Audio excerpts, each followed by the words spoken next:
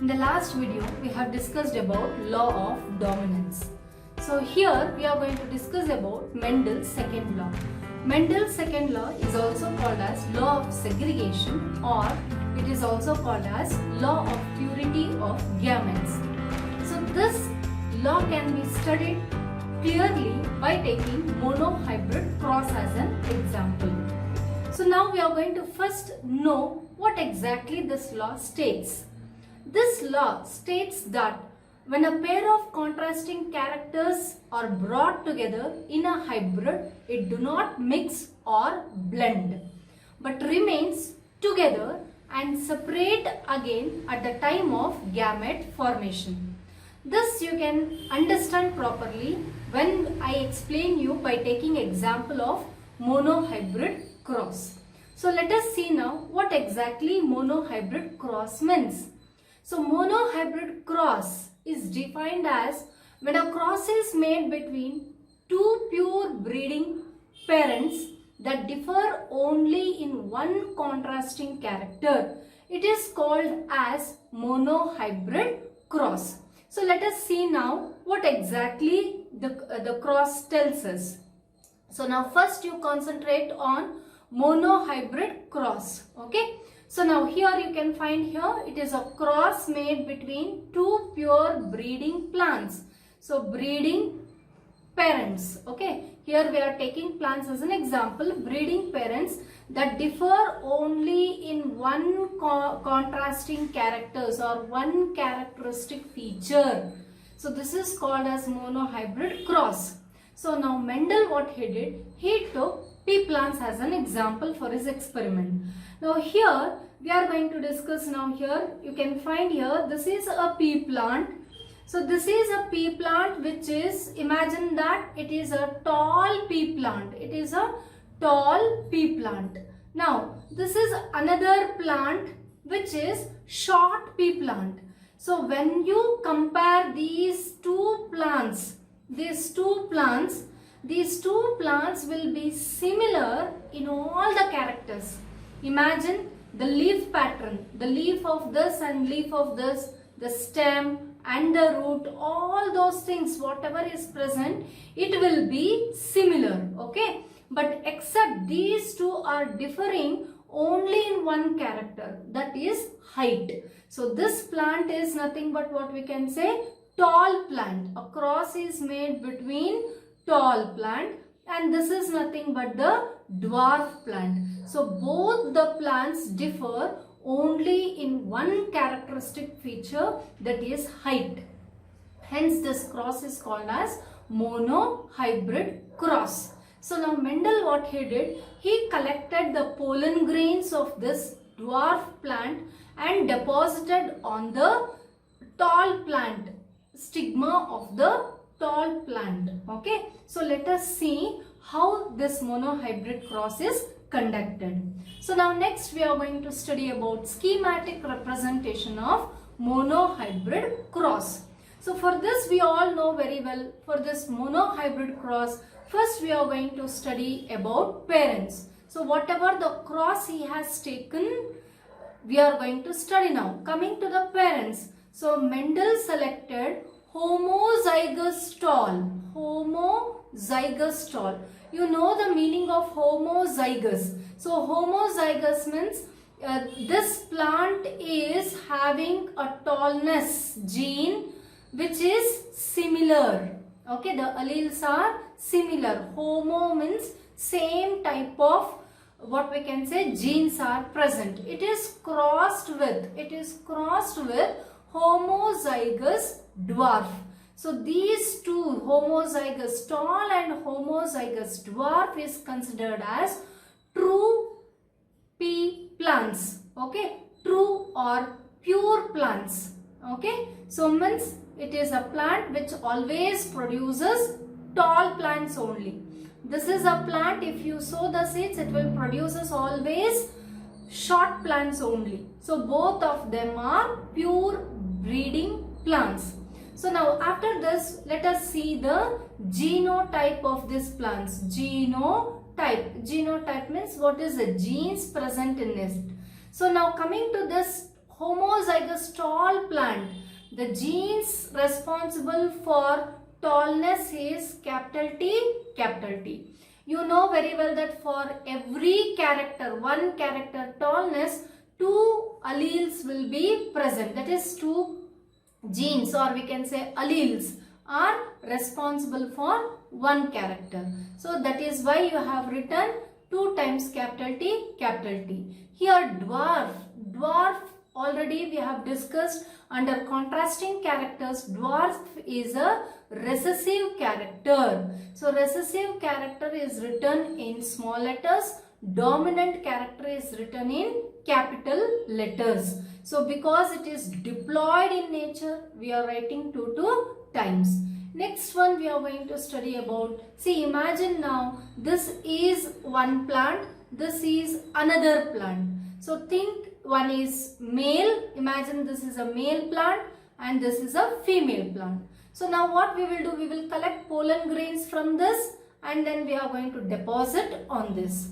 So now we are going to study gametes. Gametes. So these are the parents which are going to produce gametes. So gametes means you know very well that the gametes are haploid in nature. Imagine now this plant is a female plant. So female plant will produce what? Egg. So egg will be haploid in nature. So you are writing only one T. You are writing only one capital T. Why? Because it is haploid in nature. Haploid means it will have only one set of chromosomes. So here we are taking only one character as an example. So here T. Now in this case, imagine now this dwarf plant is a male plant. So from the male plant, pollen grains will be produced. The pollen grains will be always haploid in nature. So the pollen grain will be small t. Pollen grain is small t, means haploid in nature. Now this is egg, this is pollen grain. Now next one is what? Fertilization takes place. So now here we are going to study first generation. If at all these two, pollen grain and the what we can say egg, fuses, what happens? In the first generation, you are going to get when this egg and when this sperm, or in case of plants it is pollen grain, fuses, we are going to get one capital T and one small t. So the genes are two, but when this plant, when it has grown, now imagine now this will develop into what we can say in the F1 generation seed. This seed, if you sow it, it grows tall plant. It develops into tall plant, but this tall plant we are calling it as a heterozygous tall. You are calling it as a heterozygous tall. Why we are calling it as a heterozygous? Why? Because hetero means different. You can see one gene is capital T, another one is small t. So this is called as heterozygous tall. So now, please remember now, this Mendel had doubt now. So though the two genes are there, capital T and small t, though the two genes are there, the plant developed tall only. Now the question is, what happened to the gene small t? So what he did is, next step he did selfing. So next what he did in the next thing, he started doing selfing. So coming to the selfing. So when he did selfing is nothing but F1 into F1. So selfing means what? You are doing F1 into F1. So F1 you have got this capital T and small t is your F1. So F1 into F1 you are going to do. So that is nothing but what? Capital T small t into capital T small t. So this you are going to do. This is your F1. Now imagine now this, you imagine this has a parents. So this is a male or female or male. So one is female, one is male plant. Like that you remember. Now after selfing, now these two are the parents. These two are the parents. Now next one is you are going to, these parents will produce gametes. So these parents are going to produce gametes. So when it is going to produce gamete, this parent will produce a gamete. So because two are present here, see, imagine now this parent, female parent, it is having capital T gene and small t gene. Imagine it is producing eggs. So one egg will have, because egg is haploid in nature, one egg will have capital T in its, and another egg may have small t inside it. So these are gametes. Gametes usually we will round it up. Now imagine this is a male plant. Male plant is going to produce a pollen grain. So the gametes produced here also, it will be capital T and small t. Now these two are the gametes produced by the male plant. So next thing is what? See, please remember now. Now what happens here? If we go back for the definition of monohybrid cross, we can tell that in the F1 generation the hybrid remains. Please see the statement given by monohybrid cross and law of segregation mainly. In the law of segregation we have said that in F1 generation the hybrid remain together. So this is a hybrid. Why? Because it is having capital T and small t. It is a hybrid. It remained together as heterozygous tall. Later on, during gamete formation, can you see here capital T small t? During gamete formation, it has got separated. So that is what in the statement they have given, that law of segregation, F1 hybrid remains together, it never blend or mix up here. But during gamete formation, it is getting separated. So this is very, very important. Hence it is called as law of segregation. Segregation means separation. Next, this law is also called as law of purity of gametes. If you see here, capital T is pure, small t is pure. So though here capital T small t is present, it is getting separated here. So both are in a pure form. Hence this law is also called as purity of gametes. And because Mendel postulate under that, second one it is law of dominance is first one and this is a second law. Hence it is called as Mendel's second law. And this can be explained by taking monohybrid cross. Okay, now the gametes we have got. Next we will do F2 generation. So next we are going to do F2 generation. So if this gametes, if it is going to fuse, what happens? So when they fuse, the fusing may be like this. So this and this may fuse. If these two fuses, you are going to get capital T, and if this egg, if it fuses with this pollen grain, you are going to get capital T and small t. Or this, if this egg fuses with this pollen grain, you are going to get capital T small t. And if this T small t, if it fuses with this, so one egg and one pollen grain, so you are going to get small t small t. So this is homozygous tall, this is heterozygous tall, this is heterozygous tall, and this is dwarf. So let us see this by using a simpler method called as Punnett square. So Punnett square, Punnett is a scientist. In order to do this F2 generation and to know the possible offsprings, he has used a different method, that is by using the checker box. So just a minute, I am writing here the checker box. Okay, so the Punnett scientist, he started using this checker board or checker box, or Punnett square. It is also called as Punnett square in order to explain about the F2 generation offsprings, what all the offsprings we are going to get. So now in this Punnett square checkerboard, we are going to write it. In this you can write one side it is female and one side male we are going to write. So these two box, whatever the gametes produced in the male, and here whatever the gametes produced from the female. So now here you can see capital T, small t, gametes you have got from the female. So let me write here, one you got it as capital T and another one is small t. And here you can see capital T, small t you got right here.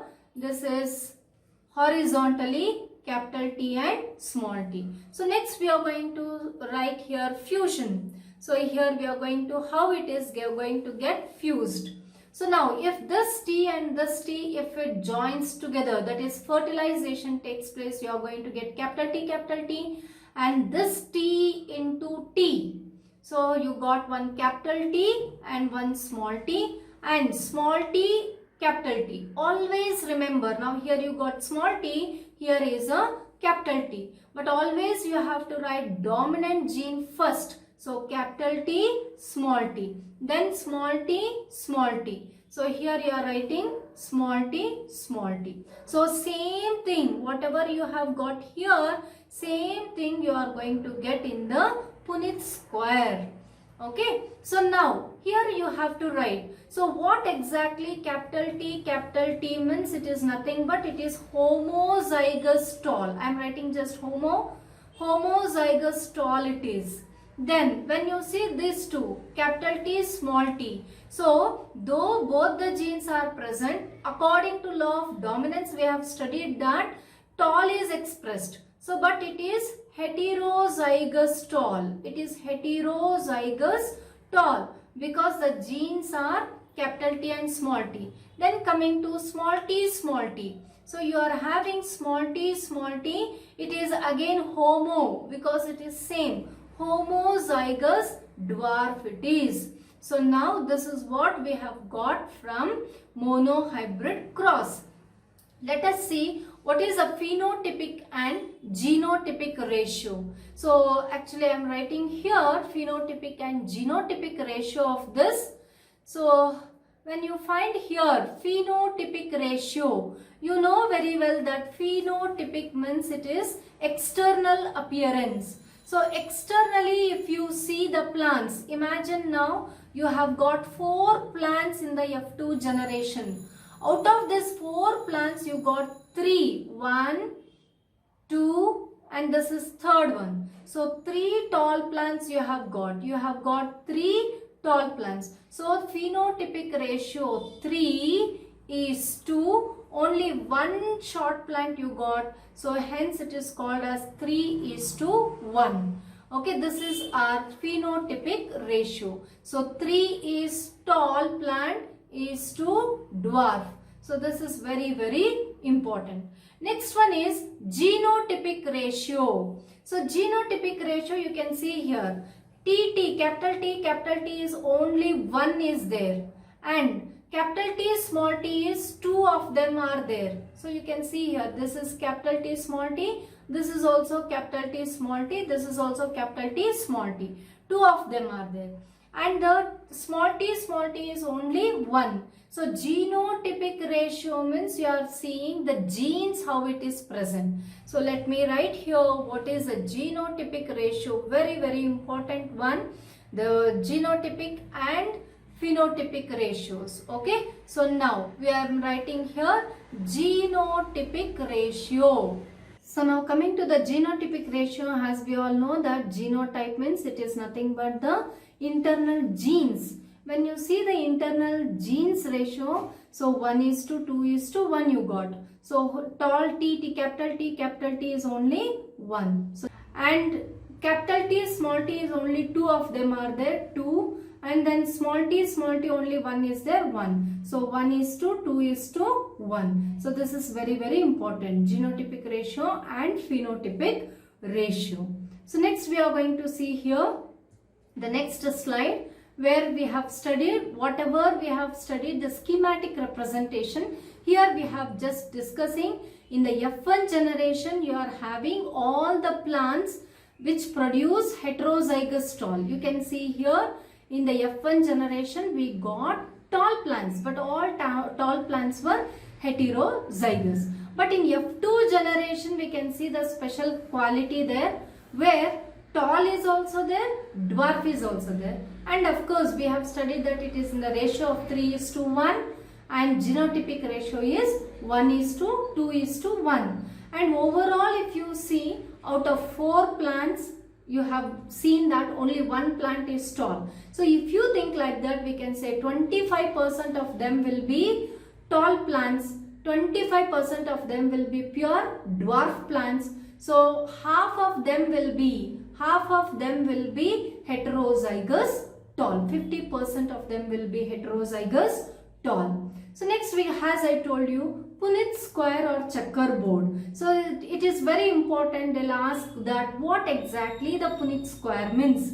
So as we know that we have already seen the graphical representation it is. So we can find here it is a graphical representation to calculate the probability of all the genotypes. So by seeing this, by seeing the Punnett square, we can easily make out which plant, what the genotype of that particular plant, whether it is homo or heterozygous. So next we are going to study a mathematical representation has been done to explain this cross. So that is nothing but a binomial expression it is, that is nothing but the a plus b whole square. The mathematical expression a plus b whole square. So here we are taking, see, when we took a plants here, homozygous tall plant we have taken and homozygous dwarf plant we have taken. So hence we are writing it as half capital T plus half small t. So it is nothing but a square or a plus b, that is a plus b whole square. So when we do that, we have written here a plus b into a plus b. So we have got 1/4 of capital T, half of it is heterozygous tall and 25% of it will be dwarf, that is homozygous dwarf. So this I'll just write here to how you have got this to make it sure. So here what we have done is half, we have taken T into half small t into half capital T plus, of course here you have to write plus, okay, plus half small t. Okay, this is what you have. This is capital T. So here you know that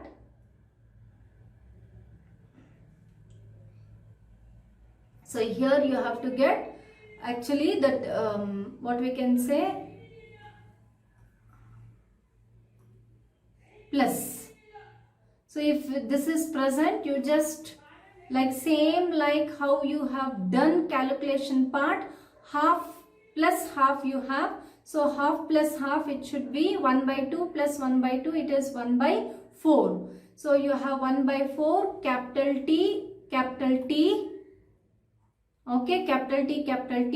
Then if this is fused with this, you are going to get 1/4 capital T small t. And now when this is fused with this, 1/4 capital T small t. And then if this fuses with this, you are going to get 1/4 capital, that is small t. So it is nothing but what?